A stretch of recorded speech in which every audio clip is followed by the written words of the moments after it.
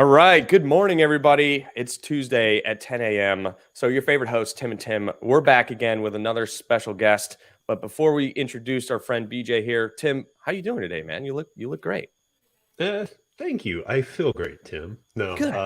yeah, Start the actually, day off with a little bit of positivity. You you look know what? fabulous. I'm working on that. I'm trying really, really hard to work on that positive mindset. I do, You know, I do find it's way better. it is. As somebody that told us earlier today, if you approach things with sugar instead of vinegar, you're going to get a better outcome. So just try to be positive and appreciate everything that's going well in your life. Yeah, nope, but yeah, can't complain, guys. So Cool. fun All to be right. here. So we got a special friend. His name's BJ Simpson. He is one of the My First Million in multifamily deal room guys that I've known for quite some time now. What, at least 2, 3, maybe even 2 4, years, I 2 think. years now? I joined Yeah, about 2 years ago. So. Yeah, 2 years ago, and we've met in person a couple times at the Charleston event, and always really enjoy our conversations. And we kind of got started in real estate industry around the same time, so we kind of grew up together, if you would. Yeah.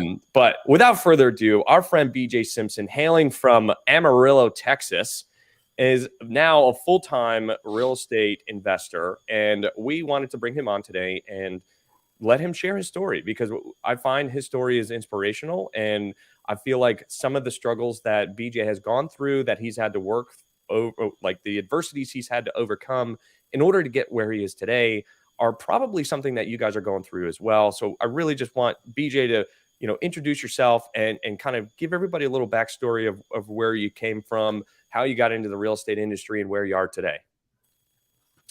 Yeah, thanks, Tim. Well, thank you guys for having me.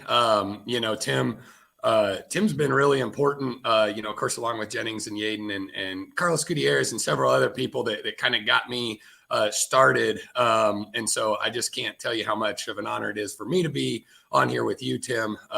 Really Appreciate use it. the deal analyzer all the time. I'm going to Still, kill your deal.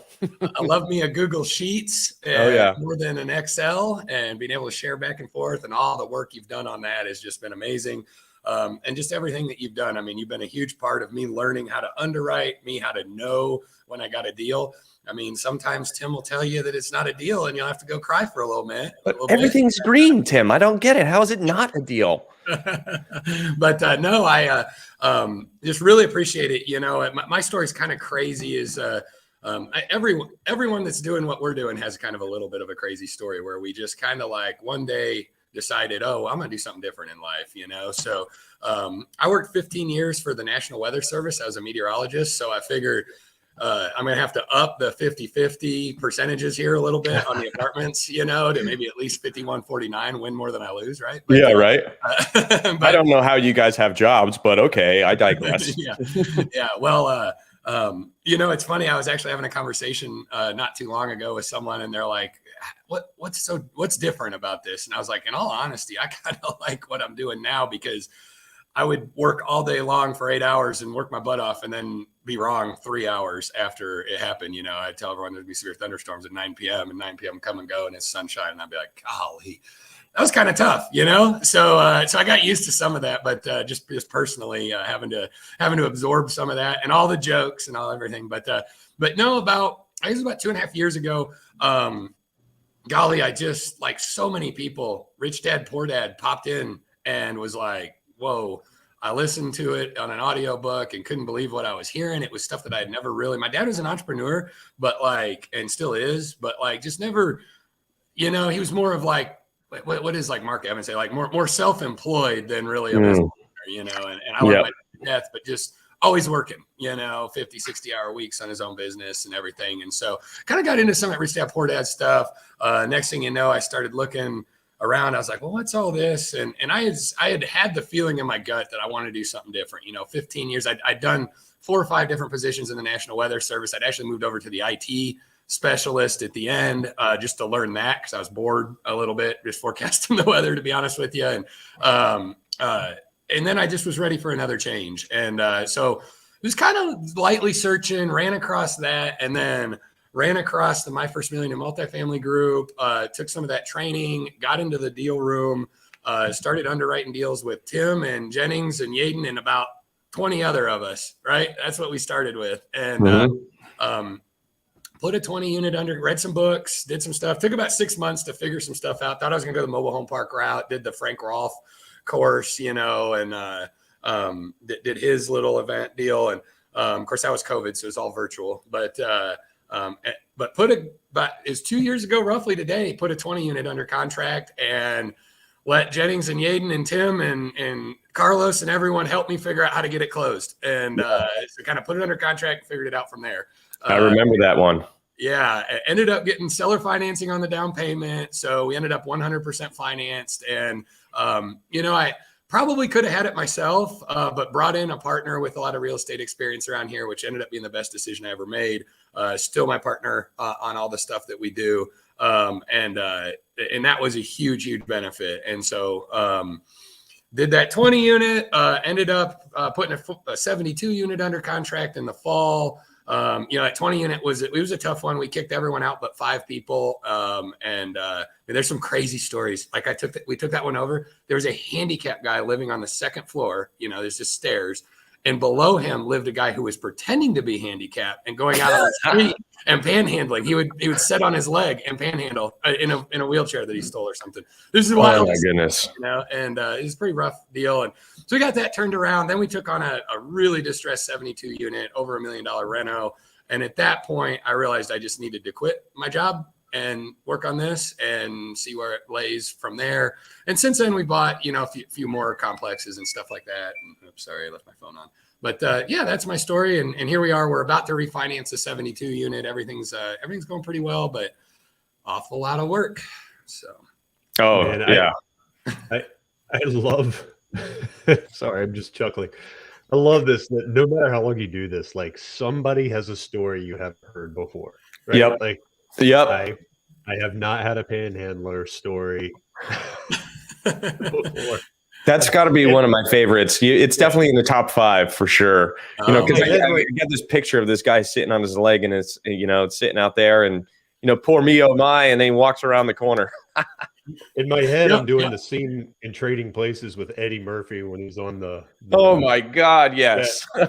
Yeah, I mean, it's amazing. He would just fold up his wheelchair and walk back over to his apartment. Right. Yeah. Thanks, suckers. Yeah. Well, the other guy was literally missing his leg from the knee down, limping up the stairs. I was like, "What is going on over there?" I know where he got his inspiration from. Yeah. Well, I bet you're right. I mean, you just watched him for a minute, and the other guy was panhandling too. He's like, "Well, I can do that. Yeah. That looks easy." Yeah. Right. Oh man, dude. Meanwhile, you're sending him like a breakdown. It's like you need to make X amount today to pay your rent. Like, yeah, right. Exactly. Right. I don't care where your money comes from, but make sure you deposit it in the bank and pay me direct deposit. Yeah, exactly. That's a good man. That's great. I'm sure we could sit here and make jokes about that the whole. I mean, you know, whatever. But all right. So BJ, like you've done it very recently and you know how difficult it was to get into the industry. Like, what did that look like for you to kind of get your first opportunity? Because there's a lot of people that listen to the show, whether live or later on, but like a lot of people are like, how do I get into my first deal? Like doing your first 20 unit property is obviously there's a big mental shift there. I mean, I remember helping you through that deal, underwriting it and kind of, you know, challenging your assumptions and things like that. But how did you come across that opportunity and what ultimately made you successful in closing that deal to get on the other side of the fence of, hey, I have bought a commercial property of far more, you know, value than what I could have bought with my own money. What happens there? How did you get there? Yeah. So, you know, I left out the fact we had a few single family homes, which is a lot of people that watch this. You know, we had a few single family homes. I used to live in Little Rock. We still have them. I'm starting to unwind that portfolio, but, you know, getting into the multifamily and the commercial space is so different. You know, it really just challenges you mentally so much more than even physically or anything else. It's just such a mental challenge. And, I'm one who likes to pray. I like to trust God. That helps a lot for me to kind of have that. And I don't know if I'm supposed to say that on the show, but you know, it is what it is. You speak, brother.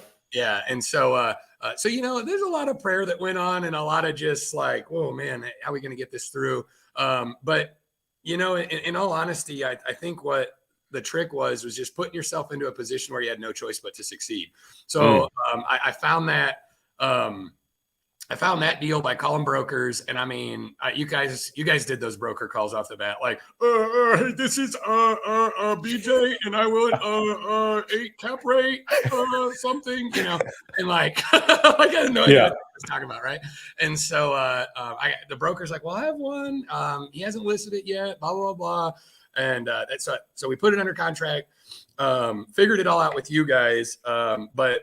Once you start putting that EMD down and you start telling everybody, I think the big thing is I went out and told everybody what I was doing. I left no choice but to get it done. Like I say that all the time. I said the biggest mental shift started to happen for me was when I stopped introducing myself as, hey, I'm the AVP of finance for this Fortune 500 company. Yep. And I started saying, hey, I'm a commercial real estate investor. I buy apartments. I hadn't bought anything yet, but this click that happens up here that you start introducing you're speaking it into existence, probably the best way to say it, right? And it's like at that point you're mentally committed to being successful in this industry because now everybody knows what you do, so you better start doing it to back up what you're saying, right? And I know it's kind of a chicken and the egg thing, but really, like, Tim, do you have like kind of one of those same stories where something like mentally clicked and it started to make sense for you? Oh yeah, I mean 100%. I mean, the whole thing of just kind of putting it out in the world. To me, I look at it as more as like accountability thing, right? Like when I say it out to someone, like I don't want that person to ever come to me and go, "How's that going?" And be like, "Yeah, I haven't done anything." Like that I never want to do. So when I say it to somebody, it's like it just became real, and now I just committed to doing it. Just kind of that's how it settles in my head, right? Yeah, it's funny. A lot of the groups, mentorship groups, training groups, or whatever, they pride themselves on accountability. And that was one thing that I never really felt like I needed from somebody else that was also trying to do the same thing. I felt more accountability from telling people within my circle, right, that this is what I'm doing now, that I had held myself accountable to be able to perform on what I said I was going to do, because I'm not a liar, right? So I was not going to be a liar and say that I'm a commercial real estate investor and buying apartment complexes and then never do it. So like I was in it no matter what, come hell or high water, I was buying an apartment complex. Right. Yeah. Or a bunch 100%. And it's interesting. You start telling people and then that becomes part of the mental hurdle because you have a whole bunch of people tell you, no, you're crazy. You're dumb and crazy. And like, you get into that. And some people that really, I think it really is what bogs them down at the start. But for me, it was extra motivation. I was like, all right, well, okay. You think this is dumb? You think it's not going to work? We'll see. You'll see. We'll circle back in a couple of years. Yeah. Right. Yeah. Yeah. And there's no shame in going back and going, damn, you were right. Yeah. I mean, that's just it. I mean, like it's, and when you're telling your close friends and family, like there's no shame in being like, oh yeah, you're right. But hey, I'm glad I tried it. I mean, that's kind of, it's funny. I'd rather prove you right than sit here and wonder. Right. Yep. Exactly. It's funny. I recently had one of those conversations with a buddy of mine. And when I went down my path a couple of years ago, like I shut out everybody because I was so hyper focused on what I wanted to do. Right. So we hadn't talked in a couple of years. Like he had a baby and got married and did all these things. And we were in the same industry. And I was like, hey man, how's work? And he was like, dude, I hate my job. He's like, you got to teach me to do what you do. And I was like, bro, I told you like 3 years ago, you got to start buying real estate with me. Like, this is the way. And at the time he was like, I just got this new job. I'm comfortable. I don't mind it. I love it. Like I'm great at my job. And now here we are 24, 36 months later. And it's like, I want to shoot myself in the foot every time I have to go to work, and it's like, but you can't force that upon somebody. Like they have to have that own realization in their own time, because nobody's going to believe. They're going to believe themselves more than believe in anybody else. So when that click happens up there for them, they're going to have to do something drastically different. Like the three of us have had, like, we had that aha moment, whether it was from reading Rich Dad, Poor Dad, or realizing that I didn't like being wrong 50% of the time, being a meteorologist. Like something had to have triggered that thought process in your brain where you were committed to achieve an outcome, right? And that outcome was quitting the W-2 job, getting it out, being a real estate entrepreneur, living the dream life that I've always wanted, that I see other people living. And if they can do it, why can't I?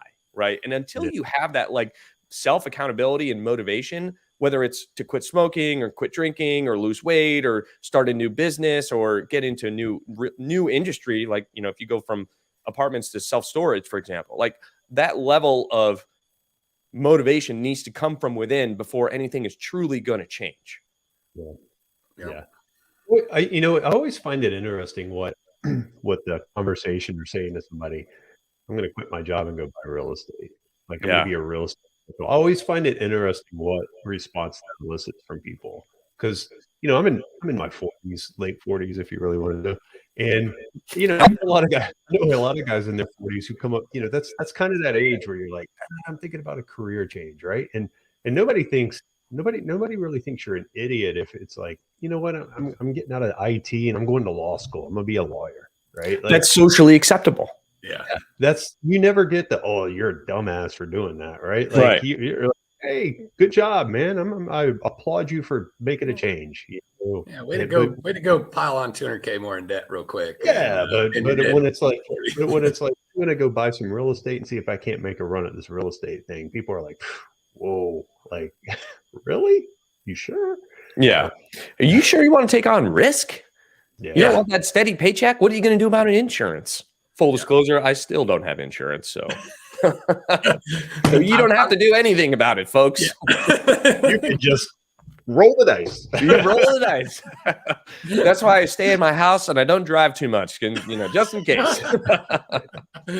That's why you play pickleball and not football, right, Tim? That's right. I'm playing pickleball with the 70-year-olds, man. They figured it out. It's good. It's a good thing I have insurance because I wake up injured every now and then. So isn't that the worst? Yeah. Oh, absolutely. So, all right. So BJ, so you're working through a lot of deals right now. I mean, before we got on the call, you were talking about how you've been working 70 hours a week doing this refinance. How's that feel right now? Like, what are some struggles that you're seeing and some changes that you're trying to work through in order to be successful in this refinance? What are some things that you're running into? Yeah. And to be full disclaimer here, I don't work I haven't worked 70 hours a week for the entire 2 years here. Some weeks I work 50 or 60, right? But lately so on this refi, just kind of quick backstory on it. The investors are kind of are in a situation that they want a little bit of money back, and it wasn't really. It was one of them deals where it's like, all right, well, we'll look into it. So I started kind of like talking to a loan broker friend of mine, like just following rates on agency, because it can't be bank debt right now on a refi, unless you're some sort of big swinger that can go into a bank and say, give me two points below prime. It just 2 points below prime. Whoa, you're a big swinger at that point. Yeah, and there's not many. I mean, I'm not that sort of swinger. Well, not yet. but I mean, so we had to go agency. So I started asking around, or I started asking my loan broker friend, hey, what are rates looking like? What can I get? Well, and then come I guess I'll probably remember this date for a minute. On April 26th, it was like, well, shoot, we can do 5.46%, 30-year agency terms, 30-year AM, 2 years IO, 7-year fixed with a step down instead of yield maintenance, and it was like, dang. So I plug it into Tim's deal analyzer and go, well, we got about 3 months left on this project. Can we get it done in a month so that we get this debt? Because this debt's pretty awesome. And at the time, all these, mid-sized banks and small banks are failing and you're a risk and everyone's freaking out. And I'm like, man, we still have a year and a half left on our note on this, on our initial note, our bridge note or whatever you call it, a bank loan. But so it was like, all right, let's do it. And that was a Friday afternoon. And I woke up Saturday morning and was like, oh my gosh, what did I just do? That was like 3.5 weeks ago. And I've just been working ever since. And the real struggle, Tim, back to your original question is, I think for me, and probably for a lot of us, it's where the family has to take that back seat, where you have to have a conversation with them at the end of April going, you're not really going to see your dad until the end of May, and that's a really, really hard one. That's my struggle, and your friends, and you just kind of disappear. Like for me, I don't know if it's the healthiest thing, but you just kind of disappear and you work for a month, and you just get done.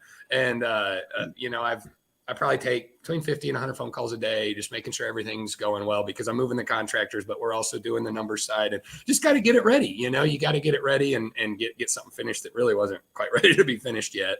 And so, just keeping the family, like trying to keep the family first through that is always my biggest challenge. And it's what keeps me up at night more than the project itself.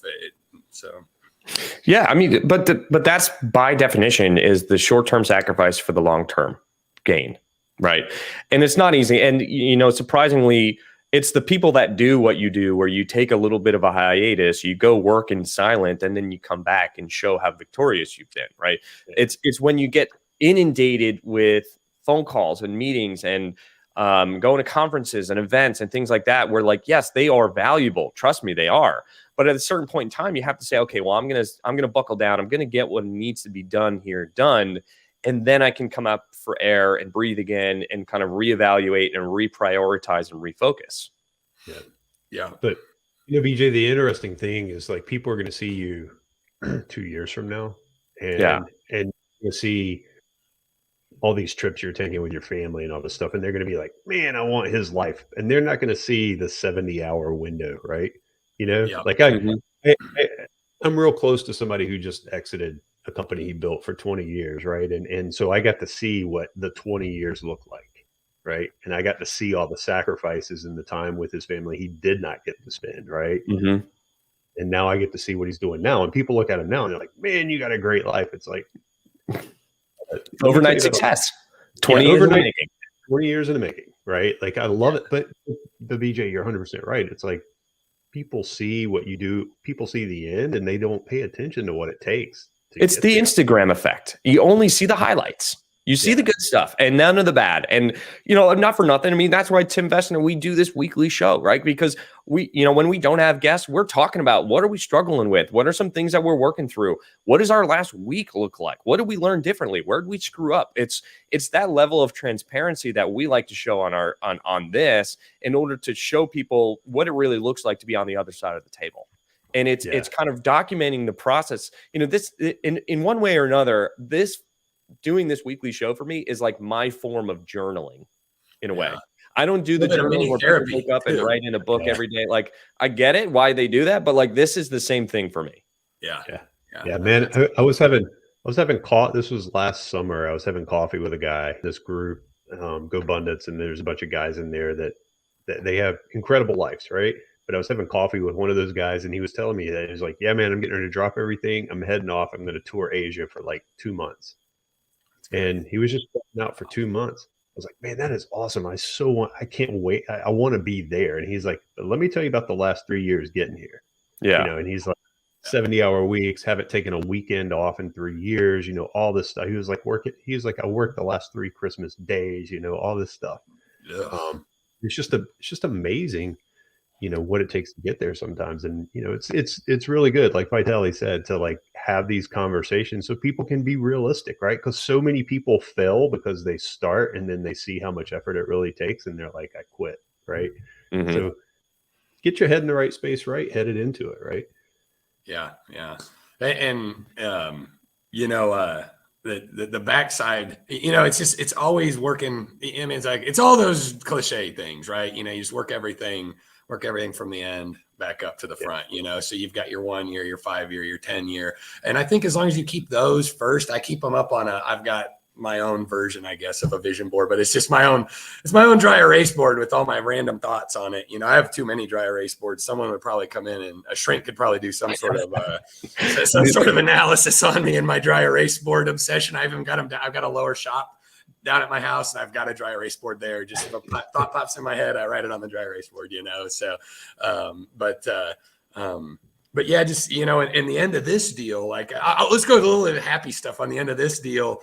Like, I'll own this deal 50-50 with my other partner. It's 72 units and it'll cash flow between 15 and 20,000 a month after debt service. So amazing. Right? Boom. You look at that carrot dangling there and you're like, yeah, I'm going to work as hard as I possibly can to achieve this, because think about like 15. So what are you're probably going to take maybe $7,000 to $8,000, something like that per month. That is 80% of most people's monthly goal in order to feel comfortable. Right. On one deal, right? On one deal. The one. Yeah. So, Yeah. And that's not your only deal. You got other ones. You make some acquisition fees on syndication deals that you're doing. You get some equity checks when you exit those syndication deals. Then you turn around and buying stuff for yourself for more additional cash flow. You see how that snowball starts and quickly grows. I mean, Tim and I'm always talking about this deal that I own myself. And I've been talking about, a lot of options of what I can do with it. And you start looking at the numbers of like what I could make on this one deal in literally less than a year. And it's like, holy crap. Imagine when we start doing this with like 100 unit properties instead of 24 unit properties, and, or, you're doing commercial deal, self-storage deals, whatever your asset class is. But it just like, it took that initial spark of getting everything rolling, taking action, taking the leap, facing my fears, building the network of people that I could trust to talk about what do I do in this situation? People that have been through it before you, and also that are not too far ahead of you, right? Because like, if I'm going to go talk to Grant Cardone about $1 billion, apartment, in downtown Miami, I'm like, oh, that's not possible. How do you make money on that, right? But not chasing the shiny object, right? Shiny object, right? So it's like, there's levels to this game, right? Mm-hmm. And the first most important level to get on is level 1. And you don't get onto level 1 until you do your first deal, whether it's a single family house or your first commercial asset where you own less than 1% of the total deal, or maybe you begin as a limited partner and then you're taking the leap and you're starting to see like there's a lot of different ways to get into the game, and really figuring out your value and where you bring value to other people is what's going to enable you to get into the game, because it's all about relationships, right? I mean, I'm sure you know that by now. You can accomplish literally anything that you want if you know the right people. Yeah, that's why I'm on this call with you guys. Right? I mean, it's a perfect I can't example. help you. No. Tim, after the call, will you hold on? I've got a deal. Yeah. So BJ, we're kind of running out of time here, but one thing I want to talk to you about is, talk about a point in your career where you were making the transition and taking the risk and doing, where at one point in time did you potentially think that you weren't cut out of this cloth in order to be successful in the real estate industry? And like, was there a point in time in your journey where you're just like, you know what, I think I might throw in the towel here? There hasn't been for me. Just to be honest with you, there's been times where I have told my wife, I don't know what I was thinking, but it never really, that I can recall, throwing in the towel just never was an option for me, like it just wasn't an option, I guess. And I figured it's either gonna work or it's not, like my partner, they've got a funny saying. They say, what's the worst that can happen? We end up living in an apartment with a pool and start over. Right. Like, a lot of people love living in an apartment with a pool. Right. And so that's a little bit, that's a little bit of a high risk mentality, but like at the end of the day, it's just kind of like when you really back off and look at it from 50,000 feet above and you look at what's going on in Ukraine and other parts of the world and you think, well, okay, let's say my deal doesn't work out and I end up losing my money and I got to start over. I've got all this knowledge and information. I'm sure I could figure it back out a second time. I'm going to build it up that much faster. Yeah. That's probably what crept up more than ever thinking I wouldn't make it in this industry was like, am I going to make it the first time or is it going to have to be the second time? Like that sort of mentality, Sure. And, but don't get me wrong. Been some real, if my wife was here right now, she could jump in and be like, what are you talking about? Like deep down in my soul, I never worried about it. But yeah, we've had some, just some real struggles this year, Christmas Day, and we self-manage. And so for good or for bad, that makes us a lot more money on these. And I've learned it all and we'll eventually get much more into managing a manager, I think, sort of situation, or just we're building our company out. We're still talking about exactly how we're going to do everything in the future, but over Christmas, like I had a maintenance man say he was unavailable. We had a big freeze and I was out day before Christmas Eve and Christmas Day, dealing with frozen pipes and basically, bye guys, missing family get-togethers and stuff like that. That was probably my lowest moment where I was like, wow, now I'm missing Christmas and like standing in 2 inches of water out here, my feet are wet. It's 5 below. was a little rough, you know. Mhm. And so that was probably as close as I got. But you know what? You get through it, and a week later, you look back and go, "Well, I'm glad I did that. Could have cost us tens of thousands of dollars if I didn't." You know, so Right. that's what it is. Yeah. Yeah. Do what you got to do, man. That's it. I'm impressed. I'm impressed because some people would have quit right there on the spot, man. And I'm glad you're still here. Hey, thanks. You know, I'm going through another one with this refi that's wearing on me, but we're close enough to that carrot Tim was talking about. Oh, yeah. That it's pretty easy to keep going when you're a couple weeks out from a big carrot or a month out from a big Yeah, for 4th of July is going to be a bit more of a celebration this year, huh? Yeah. Unfortunately, it's closing in July, but it should be all squared away. So yeah, look, hey, Julie Bell, you know, BJ, you've inspired me. Love your mindset. Thanks for sharing your story. You know, I'm just going to echo that same sentiment. BJ, I love talking with you. I know every time we see each other in person, we could talk for hours. It's such a good time. I really appreciate you coming on today and sharing your story and inspiring others, and, you know, continuing to cheer you on and watch all the success that you've had and will continue to have. And I can't wait to see you on the other side of this refinance and kind of take a breather and spend some more time with your family. Heck yeah, man. Well, I thank you guys for having me on. I love the way you do the show. I wish I had more time to watch it every Tuesday. But I love this is only like the second one I've ever done. Really the first live one I've ever done. So Yeah. it's like, well, no, I won't use that word. I